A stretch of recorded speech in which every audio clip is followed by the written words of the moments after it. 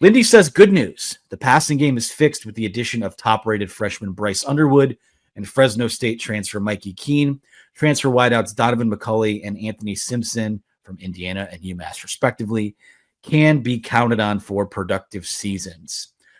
I think for one of those guys, you can for sure count on a productive season. It seems like Donovan McCulley is right now the closest thing this team has to a bona fide number one wide receiver.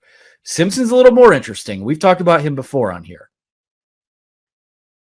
Yeah. But to me, like the fixed part has everything to do with the quarterback position. You know, they could have ran it back with the same group of receivers they had a year ago, but with these quarterbacks that they now have on the roster, and it would look completely different. And I wrote right under, quoting Lindy's there, that it's going to feel like a breath of fresh air, even if it's not a dynamic passing attack, even if it's not an above average, power 4 passing attack, even if it's just average, which I think they have much more upside than that. But I'm just trying to give it a baseline here as we look at it. I think it's going to look so much better. And then you add in the fact that you did bring in some guys who might be able to take it to another level from what we saw a year ago from a pass catching standpoint. Now you lost Colston Loveland, so that hurts. But wide receiver wise, I don't think you can get much worse. I mean, Tyler Morris was your leading receiver and he left, but he wasn't very productive.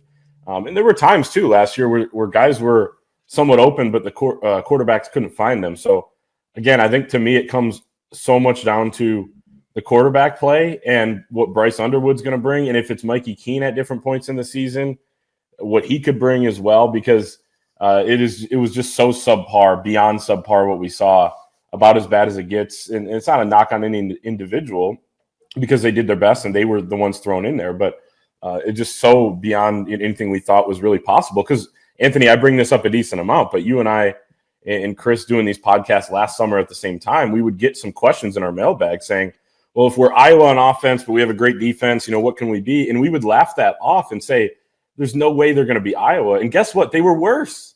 So it was that bad offensively.